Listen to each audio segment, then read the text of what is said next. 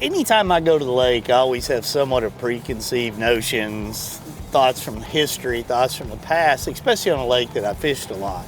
And then once I dump the boat in the water, I start looking at, the very first thing, I look at that temperature. What is that temperature looking at being? What's it set up at? And then I look at the water color.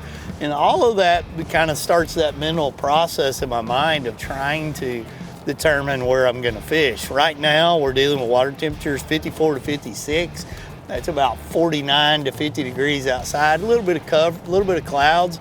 I know this lake normally has some grass that we're launching on, so I want to go find that grass. I want to see if it's still in places historically it was at, because when I can find grass and those water temperatures, a lot of times I can catch them winding. I can throw basically a bait that falls in that chatterbait style, a bladed swim jig.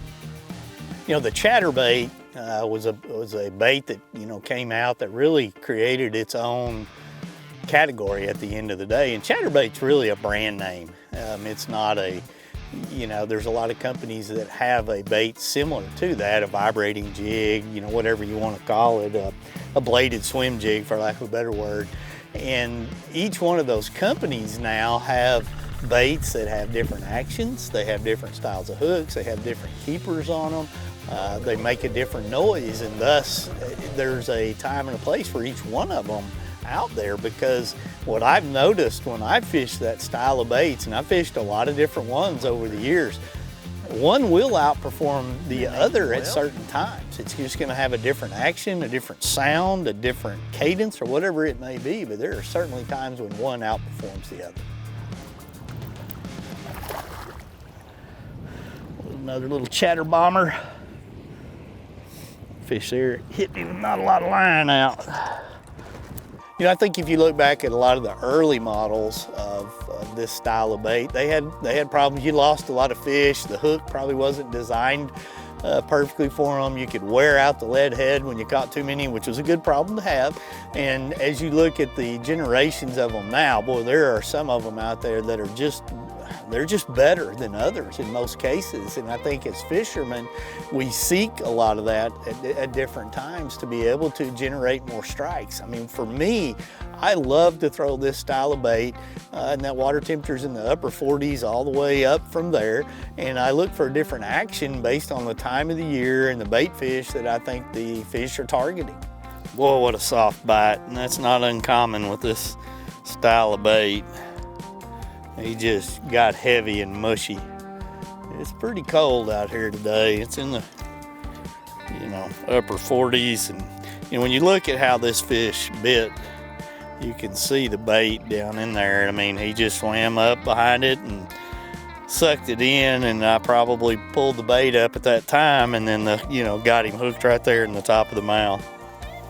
It's exactly that kind of bite that I like to feel when they do that. And sometimes it's a thump, and sometimes, like I said, it just gets heavy. That's fun.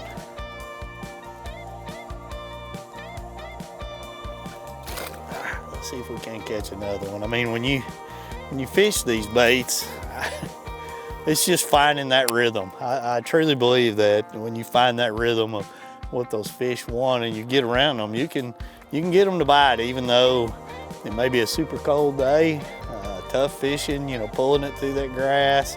Could be a steady retrieve with a pump, could be a hop, it could be a yo-yo, it could be a bait change. It's just whatever it takes to get one to load up, and that's a pretty common way to catch them. He just sucked that thing all the way in and got mushy, and I put him in the boat.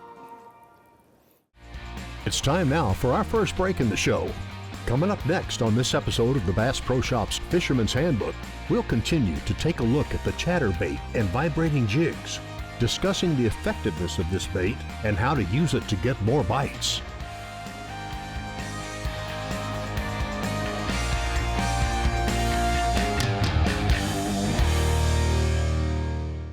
To see more great content and take your fishing skills to the next level, subscribe to the Fisherman's Handbook YouTube channel. Here you'll find how-to videos, product features, and in-depth breakdowns that'll help you catch more fish. Just scan the QR code on the screen now and subscribe.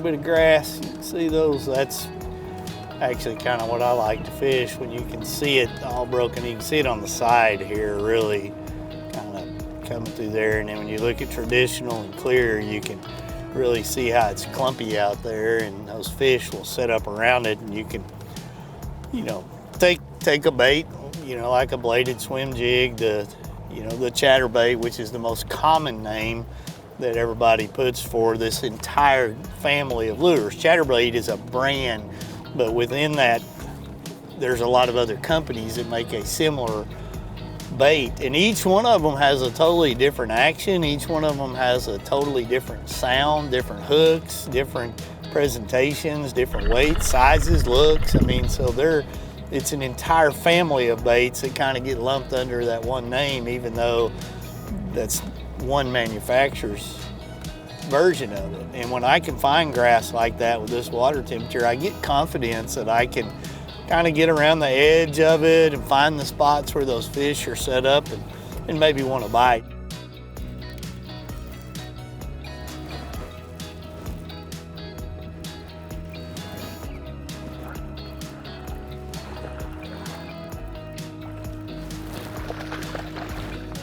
Drop the power poles right here. I mean, we were literally just coming over that, and you can kind of see all that as we went.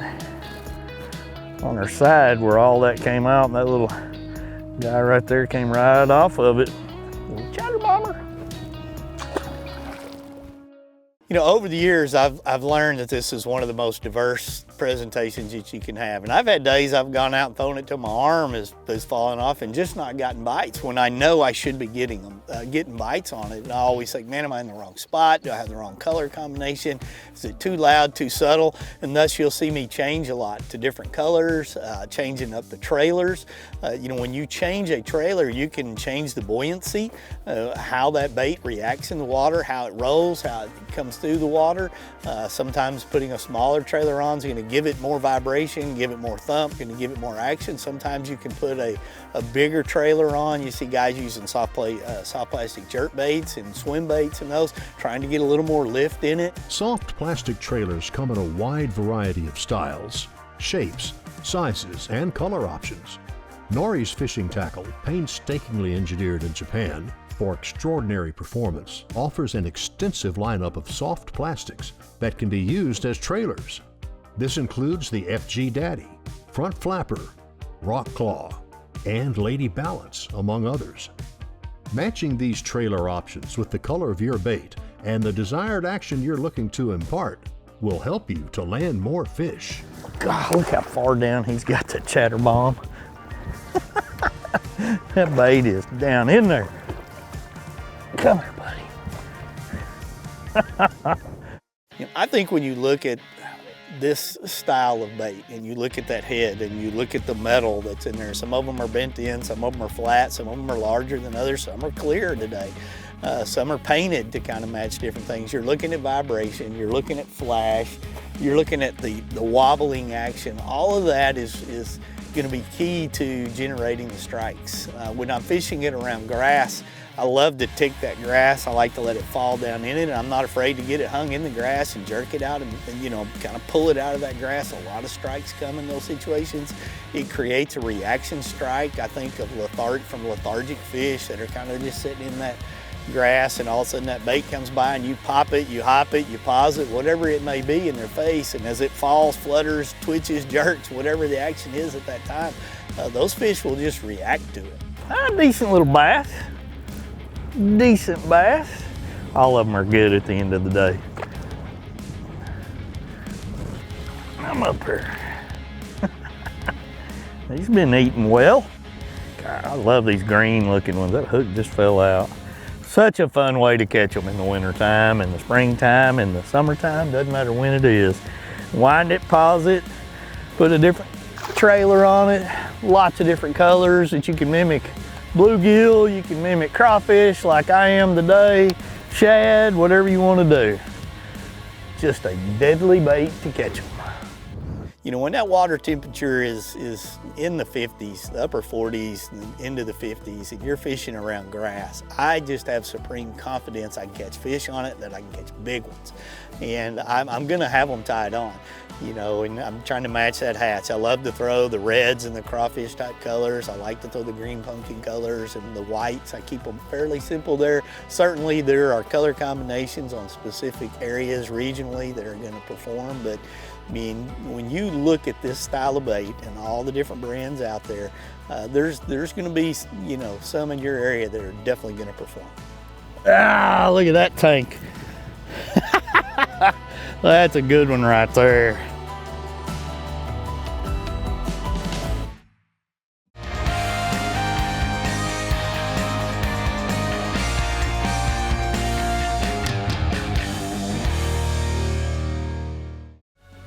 Gamakatsu is constantly working to improve upon, as well as create new hook styles to help anglers be more successful during their fishing adventures. One of the latest innovations is the Crankbait Circle hook. This is a new concept in crankbait hooks, which allows the angler to easily fish a plug in and around cover with less chance of hanging up. The design of this hook will allow anglers to work crankbaits with more success through areas where they were previously not been able to.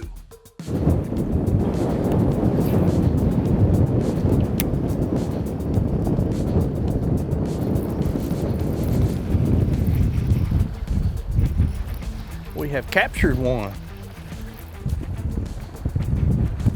Well, we're fighting a lot of wind out here, but when you get a chance to go fishing and field test, and that's exactly what we're doing here, you're gonna see something pretty unique about this crankbait.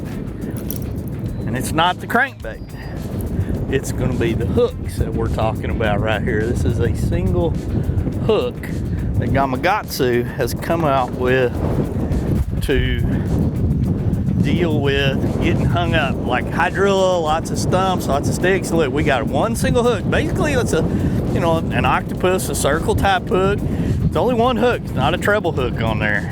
And we caught that fish reeling through a lot of heavy rock cover right there. So it's a really pretty unique scenario to give anglers a different look in any type of fishing situation. Now, I'm always gonna have a crankbait with treble hooks on, but when I pull up to a spot that's got a lot of cover and I'm looking for something that'll get through it a little bit, this may be an option. That's the first one that we've caught, first time we've ever used it, been using it about 10 or 15 minutes, so we shall see. Felt like a worm bite.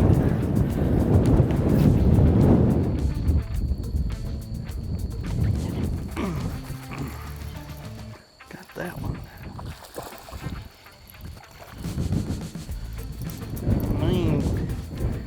Come here, buddy. Got him in the top lip right there. You know, there's a time and a place for every bait and every hook to shine. Every piece of line, every rod, every retrieve, every style of fishing. And just no doubt there's gonna be a time and a place for this hook in this situation. I think for me, I would have one tied on when I'm fishing heavy cover to give me a different look, a different presentation, and an ability to get that bait way into that cover.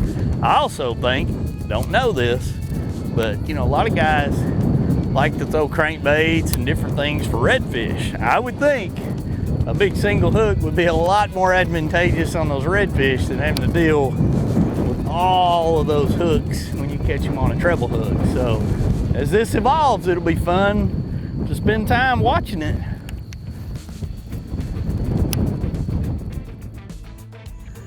Come off that stick. Caught him on that front hook. Right there.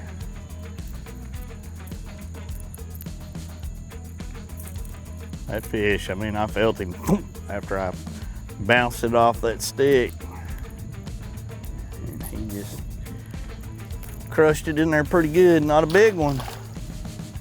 It's just interesting when you get a chance to go out and try different things and add new items to your arsenal of how you would fish or what you would fish. This will definitely give you the ability to get through some heavy cover.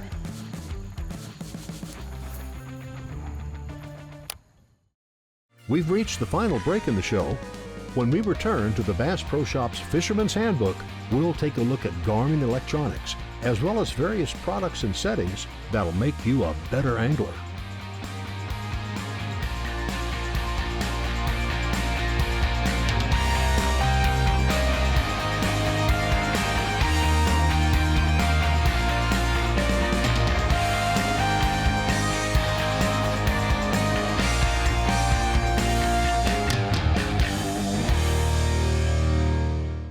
Welcome back to this episode of the Bass Pro Shop's Fisherman's Handbook. Garmin LiveScope is a great tool for anglers to utilize in all scenarios. This includes from shallow water to deep, as well as from clear conditions to cloudy water. Professional angler Alton Jones joins us now to talk about how he uses LiveScope in shallow water, along with explaining how the Garmin Force trolling motor paired with LiveScope helps him greatly. So I do use LiveScope a lot, even in shallow water. Right now I'm in less than 4 feet of water. I'm about 3.5. And I'm just gonna show you a few of the settings. You notice right now, it's a real fuzzy setting. I'm not getting a lot out here. So the first thing I wanna do is I wanna be able to turn up my gain to like 80% or more. Now watch what happens to my screen when I do this. Okay, I'm gonna put up to about 85. Okay, see that's almost unusable there because I've got a lot of gain, but I've got so much clutter and interference in there. So let me show you a secret setting right here. Bring up my little toolbar, hit my little 3 buttons over there. Now I'm gonna go to sonar setup. I'm gonna go to appearance. There's a little thing over here called color limit. I want you to turn that up to about 75 to 77%. Watch this picture as I bring it up. Even with my gain turned way up, look at that all of a sudden. Okay, there's about 79, 78, okay? You see that picture? So now I can run, it allows me to run a very high gain. Now I can pan around and I can really look for any kind of an object or a fish or whatever on the bottom. If I pan left, I'll start seeing some vegetation. Let's see. Okay, you can see the grass. This is starting to get into vegetation right in here. What I like to do is I like to move really slow. In fact, I've got my power poles down, so I'm stopped. And I like to aim it at something and then see if I'm seeing any motion in there, anything move like a fish. And then I'll go 1 or 2 degrees to the right and stop and look. 1 or 2 degrees more to the right. Now I'm coming to the edge of the grass. Now I'm really basically on the very fringe, kind of the tapered edge of the grass. Now I'm outside the grass as I go further to the right. Saw maybe a fish down there. It didn't look like a big bass, that's for sure. Anyway, that's how, look at there, there's a fish right there, just about 10 feet in front of the boat. Let's see. I lost him. It was a little bitty, I don't know, maybe a bluegill. So LiveScope is definitely a tool that will help you in shallow water. Now, you can actually see fish with it, but a lot of times I'm really using it to find like the outside edge of a weed line. If I see a fish, I'm certainly gonna cast at it. But like if I want to find the outside edge, okay, there's solid weeds there. If I pan to the right, I can just find that tapered edge. So I know if I cast 40 feet right there, I'm going right to the outside edge of those weeds. So it really helps me be able to cast right to the edge of those areas of vegetation. Watch Tim come get it. Look at that. Oh. Lost him. Well, I'll tell you something. That's why it's really important to use the Garmin Force trolling motor when I'm scoping, because it allows me to make very, very precise, just like 1 degree at a time. Just boom, look, boom, look, boom, look, boom, look. Oh, there's one. I can cast it right there. There's no other trolling motor that'll be that precise and that quiet. The other thing is, with the electronic servos steering that motor, when I take my foot off the trolling motor, it is absolutely going to stay pointed at the exact same angle where it was. Whereas if you're using an older style, maybe a cable to a mechanical foot pedal, it's not going to stay where you need it to be effective with the LiveScope. That will conclude this episode of the Bass Pro Shop's Fisherman's Handbook. We hope that you're able to take the information from today's show and apply it on your next fishing adventure. Thanks for watching, and we'll see you next time. This has been a Carico TV production.